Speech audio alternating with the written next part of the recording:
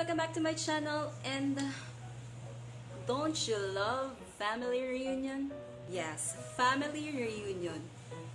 Dun yung time na magpa-party kayo ng buong angkan nyo, tapos yung iba doon, hindi mo alam na kamag-anak mo pala. Yung all this time, akala mo kapitbahay nyo lang siya. O kaya naman, kaibigan lang siya ng tatay mo. O kaamiga ng nanay mo. But no, lahat sila kamag-anak mo. Lalo na pag nasa probinsya ka na halos lahat ng tao ay magkakakilala at halos lahat ng tao ay magkakamag-anak. Yung matanda sa kanto, lolo mo. Yung maingay na kapitbahay nyo, tita mo. Yung lasenggero dyan sa tapat nyo, pinsan mo pala. At madaming pang malayong kamag-anak. Yes, ganon sa probinsya. Sobrang konektado lahat ng tao, lahat magkakamag-anak doon. I don't know why, kung paano lumaki ng ganon ang angkan nila. But don't you hate family reunion? Kasi lahat ng iniiwasan mong tanong, malamang matanong sa party na yon. O ang iniiwasan mong tita na panay halik ng halik sa'yo, ay nandun. O yung tito mong pinipressure ka lagi sa trabaho mo.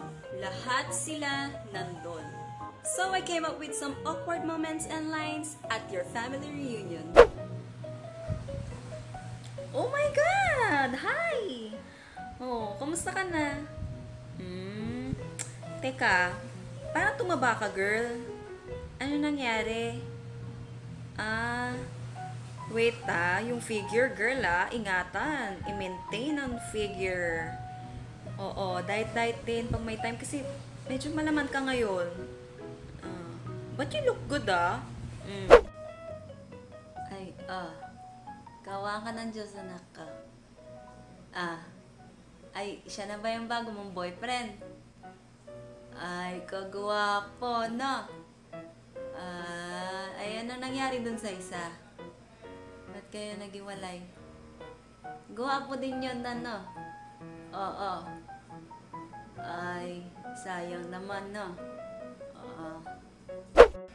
O, tol, kumusta ka na? Ano nga uling course mo? Alam mo ba't di mo subukan mag-astronaut tulad ko?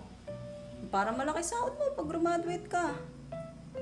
Tsaka alam mo may nabasa ako na nagpapadala sila ng tao sa Mars. O, malay mo, makapunta ka pa ng Mars. Iba din, di ba? Pag-isipan mo, tol. Di pa naman nata late bag para mag-shift, no? Ayo, halika dito. O, kamusta naman ang pag-aaral? Kamusta ang college? Alam mo, yung pinsan mo, ang tataas ng grades. Bakit nga pala hindi na kayo nagkikita nitong pinsan mo, Nag-away ba kayo? Alam mo, minsan magkita kayo nito, para matulungan ka sa pag-aaral mo. Siya, sige. Sige.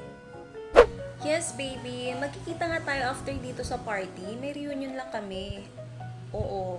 Sige. Bye. Kawaan ka ng Diyos, anak. Ay, kabait ng batang ere. Ilang taon ka na nga uli? 18. Ay, bata ka pa, Huwag ka muna mag-aasawa agad, Mahirap ang buhay asawa. Oo. Mag-aral ka muna mabuti, tsaka magtrabaho. Oh my God! Cousin! I miss you, Hindi ka nag-text sa akin, hindi ka nagpaparamdam. Dito lang tayo nakapag-coffee, makapagkwentuhan man lang tayo. Teka, parang payat mo. Ano nangyari sa'yo? Hindi ka ba nagkakain? Wala kang pambiling pagkain? Yung isa nating pinsan na sobrahan sa kain. Ikaw na sobrahan ka sa diet. Ano nangyayari sa mundo, Yung totoo. Kain ka dun, maraming food. O, ikaw. Ano naman balak mo pagkatapos mag-aral? Aba, pag-isip-isipan mo na, Huwag ka muna mag-aasawa. Tulungan mo yung mama at papa mo. Ba? Huwag puro swag-swag. Diyos ko. Mga kabataan ngayon. Yung mga panahon ko walang ganyan. Trabaho, puro trabaho. Uy, girl! Ano na? Kailan ang kasal? Sabihan mo ko ahead of time. Para alam mo na, flower girl. Ay, pambata lang ba yun?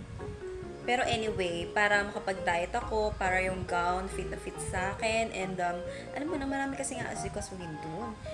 Kaya sabihan mo ko promise? Okay. Exciting!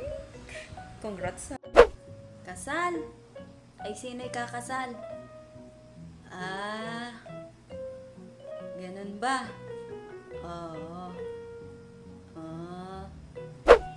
Ati, ilang gusto niyong anak? Ay, 3. Gawin mong 4 para even number. Oo, swerte yun. Tsaka, masaya sa, bahay, madaming bata. Oo. Ay, ninang ako, Ay, talaga. Sige. So, that's all I have for you guys. Like this video if you can relate. I know, nakaka-relate ka. Kaya, hit that like button. And you think meron ka mga relatives na kagaya nila? Share this video. That's it for this video. I hope you like and subscribe, and I will see you on my next one. Bye! Ever been in a physical fight? No. Turn on. Thick eyebrows sa lalaki. And, ayun, thick eyebrows. Turn off. Syempre, bad breath.